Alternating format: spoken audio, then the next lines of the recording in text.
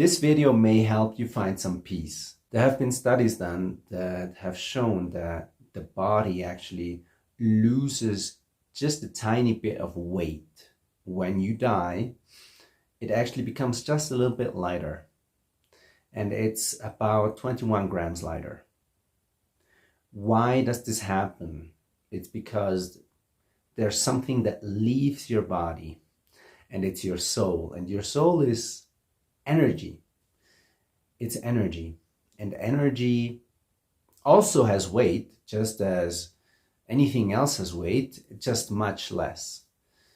Because everything is energy. Everything, in the end, even this thing behind me, this furniture, is just made up of energy, of molecules. And so the soul also has some weight. And there have been stories, I just read through some stories of one person, for example, who during a surgery all of a sudden kind of went outside of themselves. Another woman that had a drowning accident. And these people, what they experienced is all of a sudden they went out of their body and they were greeted by other people. It's like they went into this other dimension where everything is peace and happiness, and where you don't feel any bad, any sad or angry emotions. And they were greeted by those people. And those people were so loving. And even with the woman that said she had a drowning accident, she said that one of these spirits actually showed her just a dia show, or slides, should I say, slides, where on the slides she could see what her life would look like in the future, or what is intended for her. So what happened to these souls is they had to go back to the body. The spirits told them, no, it's not your time yet.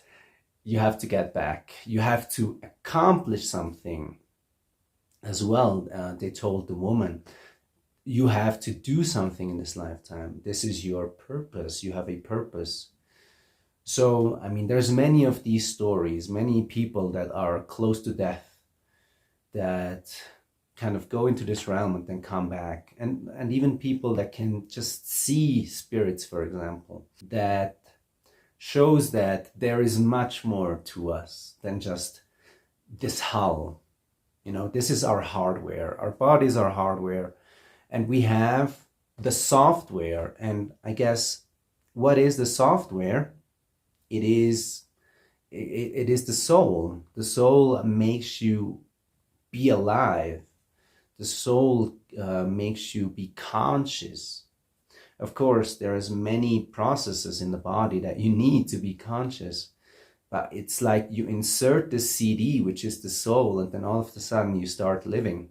What happens is, this is also from something I read, or I heard rather. I was doing a course on energy. The teacher said that what he knows is that there are spirits. So when you are not in the body yet, you are together with other spirits, and all of a sudden you decide to reincarnate, and you go between, you have like some spirits that are close to you that you are in the spirit realm with, and then you decide which one of you gets to go into this body. And then you go into the body.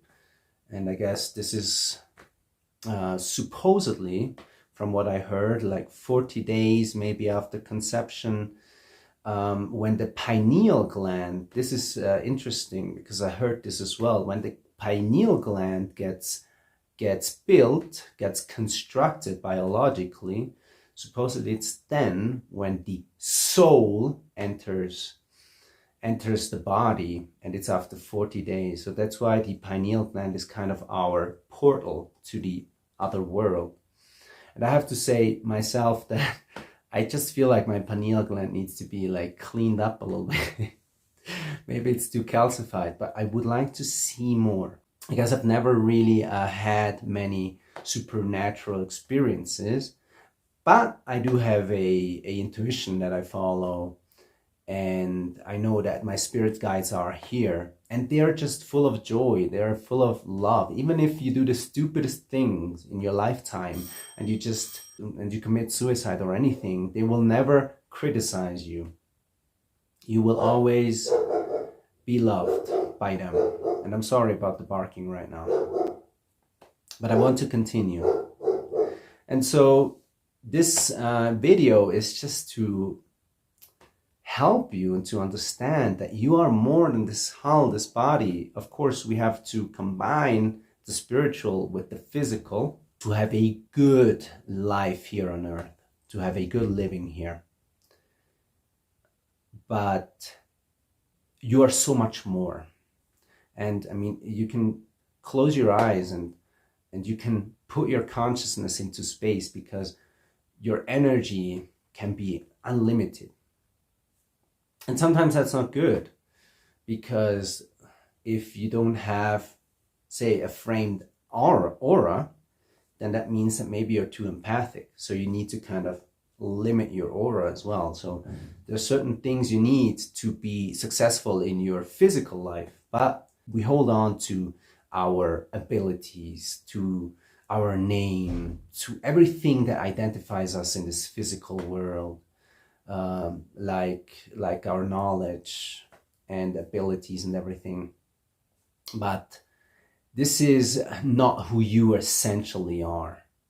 You kind of have to distance yourself from this sometimes, because life can become very bleak and fearful. And when you are too limited, when you're too limited in your identity, then things seem so much more, the problem seems so much bigger. Everything seems so much more dark and bleak. But when you understand that you're so much more, your soul has a purpose, and your soul also wants to keep expanding and growing and growing. So this energy, which can be very extensive, if you can kind of be more conscious of that other realm, of this energy that you really are, of this soul that you really are, then you can kind of make your problems and all the things that seem so bleak right now smaller. Because you are universally guided.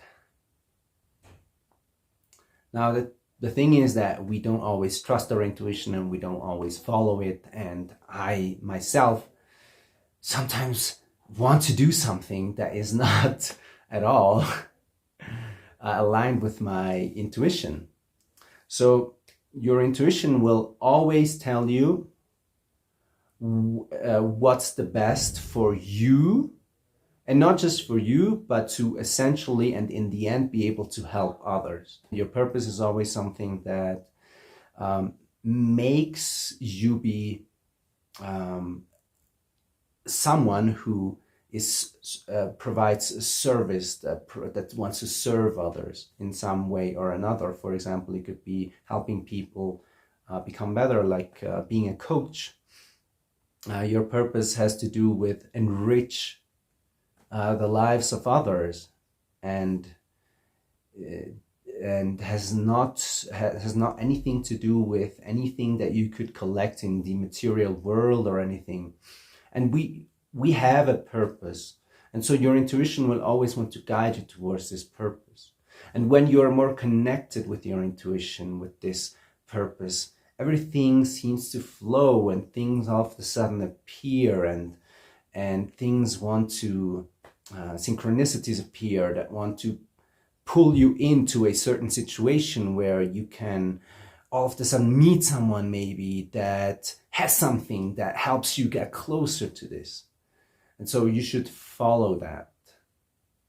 You should definitely follow your guide, your intuition. And if you're not doing so, then ask yourself, what do you need? What is it you first maybe need to heal in yourself, I guess. And just as I said, as I just want to make this point, you are so much more than this physical body and the things that you think you are. It's like Eckhart Tolle says, death in reality is being able to let loose of the things that you accomplish and that you kind of collect during your human life, which is, like I said, abilities and knowledge and everything that kind of that you identify with. Death happens before death.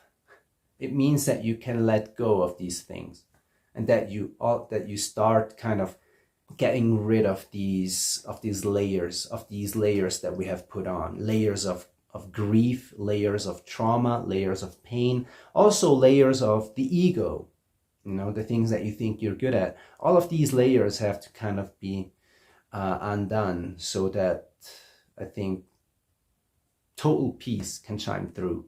You can feel totally at peace and know that when you go into this other realm, into this other dimension, it really just starts. The soul is a piece of God, a piece of the universe. And it's almost like a chip. It's not hardware though. It's almost like a chip that gets implanted and that has all these abilities to communicate with this other dimension. But then we get so stuffed up with things in our childhood that we kind of lose connection to this. But we are, and you are, so much more than what you think you are in this physical realm. And I hope this helps you find some peace. And thank you for watching.